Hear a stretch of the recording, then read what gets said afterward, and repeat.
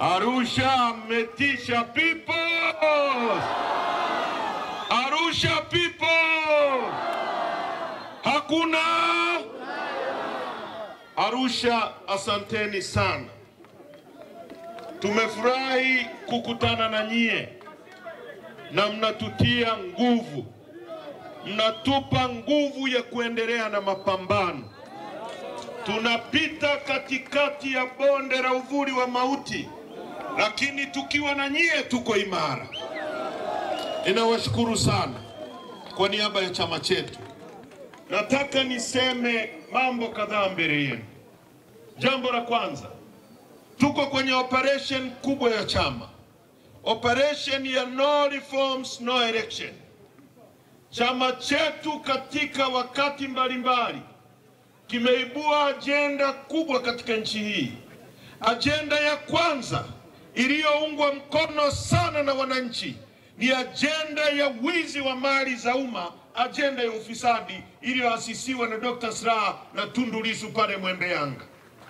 Ajenda ya pili ilikuwa ni ajenda ya utetezi wa rasilimali za nchi yetu, wizi wa madini na usafirishaji wa mali ikiwemo wanyama hai na kuacha Watanzania wakiwa maskini, iliungwa mkono sana na nyie Watanzania. Ajenda ya tatu ni katiba mpya, na hizo ajenda ziliungwa mkono sana na zilisababisha mashambulizi makubwa dhidi ya chama chetu. Ajenda ya nne ambayo imeungwa mkono na taifa zima ni ajenda ya Watanzania kutaka uchaguzi huru utakaowapa viongozi wanaotokana na kura zao, ajenda ya no reforms, no election. Na imesababisha serikali imechanganyikiwa, imechizi. Serikali inatumia kila aina ya mbinu kujaribu kuiua Chadema. Mnisikilize, kuna mashambulizi mengi yamefanywa. Shambulio la kwanza ilikuwa ni kutumia watu tuliokuwa nao kuandika barua kwa msajili kwa maagizo ya msajili mwenyewe kwamba wapinge uchaguzi wa ndani ya chama chetu, uchaguzi ambao ulikuwa most transparent election, uchaguzi wa wazi uliorushwa na TV zote, kila Mtanzania akaushuhudia na taifa zima halikulala, ikiwemo rais hawakulala wakiangalia uchaguzi wa chama chetu ulivyokuwa wa wazi, huru na haki. Kila mtu aliona ule uchaguzi ulivyokuwa huru, haki. Wakaandika hiyo barua mwezi wa 3, wakaipeleka kwa msajili. Lakini vile vile wakatumia viongozi tuliokuwa nao kutoka Zanzibar. Aliyekuwa makamu mwenyekiti wa chama chetu kwa miaka 15 kutoka Zanzibar akaandika kesi ambayo aliifungua akishirikiana na msajili msaidizi Sisti Nyahoza, kwa kufungua kesi kwamba Zanzibar inadhulumiwa na sisi wa bara na chama kutoka bara. Basi tukasema kama kuna dhuluma, si maombi angekuwa sasa ni hizo mali zigawanywe kwa haki. Lakini badala ya kuomba maombi hizo mali zigawanywe kwa haki, akaomba maombi kwamba chama kizuiliwe kufanya kazi zake zote za kisiasa. Kwamba wewe unadai mali haigawanywi kwa haki, lakini unataka watu wa Ngarenaro wasikae kikao cha chama kujadili masuala ya chama. Watu wa Tarime wasikae kikao cha chama kujadili masuala ya chama. Hiyo inawaambieni nini? Kwamba mtu aliyekuwa madarakani kwa miaka 15, yeye ndio alikuwa madarakani, ametoka juzi, hakuwahi kuona Zanzibar inadhulumiwa akiwa madarakani. Ametoka tu ndio akakumbuka kwamba Zanzibar inadhulumiwa na bara. Hiyo ni vita ya pili. Vita ya tatu ikawa ni kumkamata mwenyekiti wetu tukiwa Mbinga. Wakamfungulia kesi ya uhaini ya uongo. Mtu aliyepigwa risasi 16, Mungu akamuokoa, amesimama akiwa na risasi mwilini mwake. Kesi ya uhaini, watu wa Arusha, hukumu yake ni kunyongwa mpaka kufa ukikutwa guilty. Wanajaribu wamuue. Wakategemea chama kitapara rais, kitarudi ndani, kitaenda kulia free Lissu, free Lissu. Tulipokutana kwenye kikao nilichokiongoza, tukasema akipigwa mmoja wetu risasi, tuliobaki tunasonga mbele ili tudai haki ya yule aliyepigwa risasi. Tukaanzisha na tukaendelea na operation aliyokuwa ameianzisha Tundu Lissu.